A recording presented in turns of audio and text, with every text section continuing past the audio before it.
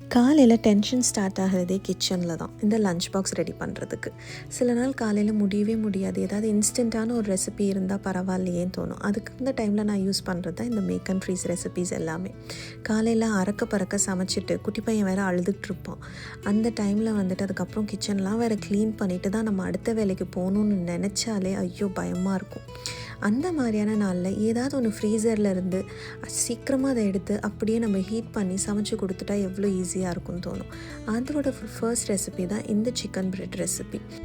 ஏதாவது ஒரு weekend chicken bread ready பண்ணும்போதே குவான்டிட்டிஸ் எல்லாத்தையும் இன்க்ரீஸ் பண்ணி செஞ்சுட்டோம் அப்படின்னா ஒரு பேட்ச் நம்ம ஃப்ரீசரில் வைக்கிறதுக்கு நமக்கு ரொம்பவே ஹெல்ப்ஃபுல்லாக இருக்கும்.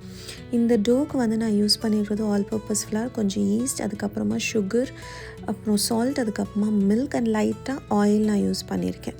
இதை நல்லா டோ ஆக்கிட்டு நீங்கள் அதை ப்ரூஃபிங்காக விட்டுட்டு அந்த ப்ரூஃபிங் டைம்லேயே நீங்கள் உங்களோட ஸ்டஃபிங்கை ரெடி பண்ணிட்டீங்க அப்படின்னா அதுவும் கூல் டவுன் ஆகி ஸ்டஃப் பண்ணுறதுக்கு நமக்கு பர்ஃபெக்டாக இருக்கும். ஸ்டஃபிங்கில் நான் பட்டர், அதில் ஆனியன்ஸ் போட்டு நான் சாட்டே பண்ணியிருக்கேன். அதுக்கப்புறமா ஒரு 1 tablespoon of all purpose flour add பண்ணிவிட்டு அப்புறமா மில்க் யூஸ் பண்ணிவிட்டு நீங்கள் அந்த ஒரு சாஸி கன்சிஸ்டன்சி வர மாதிரி நீங்கள் அதை ரெடி பண்ணிக்கணும். இதுக்கு அடுத்து நான் இதில் நிறைய சிக்கன் ஆட் பண்ணியிருக்கேன். ஷ்ரெட்டட் சிக்கன் நல்லா வேக வச்சதுக்கப்புறமா அப்புறம் ஃப்ளேவரிங்ஸ்க்கு நான் இதில் கொஞ்சோண்டு கேப்சிகம் போட்டிருக்கேன். நீங்கள் டீசீடட் ஆல்பினோஸ் கூட நீங்கள் யூஸ் பண்ணிக்கலாம், தட் இஸ் யோர் சாய்ஸ். அப்புறம் வேறு டேஸ்ட்காகன்னு சொல்லிவிட்டு பெப்பர், சில்லி ஃப்ளேக்ஸ், அப்புறம் நீங்கள் வேணால் இந்த ஒரிகானோ இல்லை இட்டாலியன் சீசனிங் எது வேணாலும் போட்டுக்கலாம். சில பேருக்கு பார்பிக்யூ ஃப்ளேவர் பிடிக்கும் அப்படின்றவங்க பார்பிக்யூ சாஸ் கூட போட்டுக்கலாம். இந்த மாதிரி நல்ல ப்ரூஃப் ஆனதுக்கப்புறமா அதை நம்ம கொஞ்சம் போர்ஷன்ஸாக பிரிச்சுட்டு நீங்கள் அதை ப்ரெட் ஆட்டோ ஃப்ளாட்டன் பண்ணிவிட்டு ஸ்டஃப் பண்ணிவிட்டு நீங்கள் அதை ரேப் பண்ணணும். நார்மலாக ரேப் பண்ணலாம், இல்லை உங்களுக்கு வேறு ஏதாவது பேட்டர்ன்ஸ் மாதிரி வேணும்னா நீங்கள் அந்த மாதிரியும் பண்ணிக்கலாம். நான் எனக்கு பிரெய்டட் டிசைன் ரொம்ப பிடிக்கும் அப்படின்றதுனால இந்த மாதிரி ஸ்டஃபிங் வச்சுட்டு நல்லா கட் பண்ணிவிட்டு நான் அதை பிரெய்ட்ஸ் பண்ணியிருக்கேன். இங்கே நான் யூஸ்வலாக பார்த்தீங்கன்னா என்னோடய டோ கொஞ்சம் தின்னராக தான் இருக்கும், ஸ்டஃபிங்ஸ் ஜாஸ்தியாக இருக்கும். இப்போ நான் இந்த ரெசிபியெல்லாம் ஸ்கூலுக்கு நான் கொடுத்து அனுப்புகிறேன் அப்படின்னா அன்றைக்கி அவனோட 2 ஸ்நாக்ஸ்க்குமே ஃப்ரூட்ஸ் தான் மோஸ்ட்லி இருக்கும். அதே மாதிரி இந்த லஞ்ச் பாக்ஸில் இதோடு சேர்த்து கேரட்ஸ், கியூக்கம்பர்ஸ் அதை தான் நான் கொடுத்து அனுப்புவேன். ஸோ இதில் ஃபைபர் இல்லை அப்படின்றதுனால அதை காம்பன்சேட் பண்ணிக்கிறதுக்காக அது. ஆனால் இந்த மாதிரியான ரெசிபீஸ் நீங்கள் கொடுத்து அனுப்பும்போது காலியாகிடும் லஞ்ச் பாக்ஸ், கவலையே பட வேணாம். அதே மாதிரி உங்களுக்கு வெஜ் ஆப்ஷன்னா பனீர் ஸ்டஃபிங் யூஸ் பண்ணிக்கலாம். மேலே எக் வாஷ்க்கு பதிலாக நீங்கள் மில்க் வாஷ் யூஸ் பண்ணிக்கலாம். இந்த மாதிரி குட்டி குட்டியாக கூட செஞ்சு நீங்கள் ஃப்ரீஸ் பண்ணிடலாம். கிளிங் ரேப் போட்டு நீங்கள் நல்லா அதை ஃப்ரீஸ் பண்ணிட்டீங்க அப்படின்னா அடுத்த ஃப்யூச்சர் வீக்ஸில் எடுத்து ஏர் ஃப்ரையரில் போட்டோ இல்லை அவனில் போட்டு ரீஹீட் பண்ணிக்கலாம். அடுத்த ரெசிபி ஸ்ப்ரிங் ரோல்ஸ். இந்த ஸ்ப்ரிங் ரோல்ஸ் உள்ளே பார்த்தீங்கனாலே தெரியும், நிறைய வெஜிடபிள்ஸ், நிறைய சிக்கன் போட்டு பண்ணியிருக்கேன். இதில் நான் பேசிக்கலி கேபேஜ், கேரட், அதுக்கப்புறமா கேப்சிகம் தான் நான் யூஸ் பண்ணுறேன்.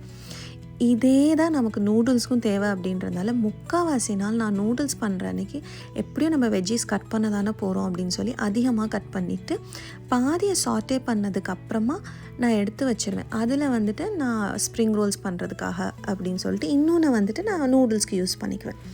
அதே மாதிரி பாயில் பண்ண சிக்கனை ஷ்ரெட் பண்ணி இதில் ஆட் பண்ணிவிட்டு இதில் நான் சாஸஸ் அண்ட் ஃப்ளேவரிங்ஸ் அப்படின்னா பெப்பர் யூஸ் பண்ணியிருக்கேன், சால்ட், கொஞ்சோண்டு வெனிகர், அப்புறம் சோய் சாஸ், சில்லி சாஸ், அதுக்கப்புறமா இப்போ ஸ்கூலில் நான் டிப்பிங் சாஸ்லாம் பெருசாக கொடுத்து அனுப்ப மாட்டேன்றதுனால லைட்டாக நான் கெச்சப்பும் இதில் ஆட் பண்ணியிருக்கேன்.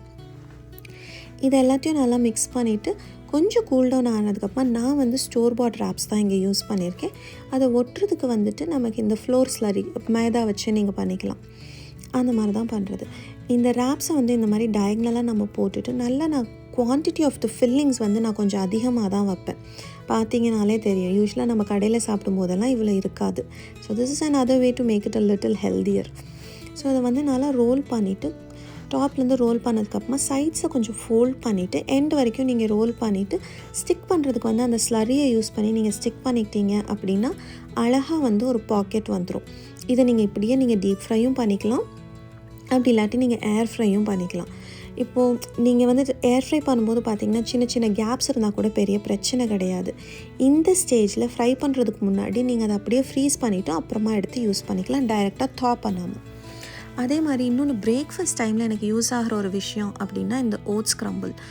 ஓட்ஸ், அதுக்கப்புறம் ஃப்ளாக்ஸீஸ், அப்புறம் ஆமண்ட்ஸ் தான் நான் இங்கே யூஸ் பண்ணியிருக்கேன். நீங்கள் எந்த நட்ஸ் வேணாலும் யூஸ் பண்ணிக்கலாம்.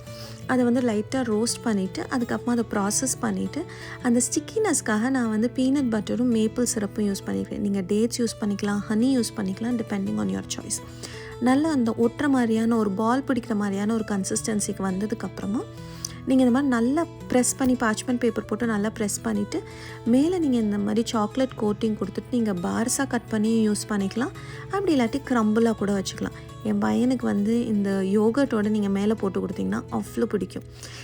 ஸோ இது எல்லாமே மீல் ப்ரெப்புன்ற ஒரு பாயிண்ட்டை விட முக்கியமாக என்ன அப்படின்னா என்னோடய ஸ்ட்ரகிள்ஸ் என்னென்னு தெரிஞ்சுக்கிட்டு என்னோடய ஃப்யூச்சர் செல்ஃப்க்கு நானே பண்ணிக்கிற ஒரு சின்ன ஹெல்ப். அதுதான் இது எல்லாமே. Good day.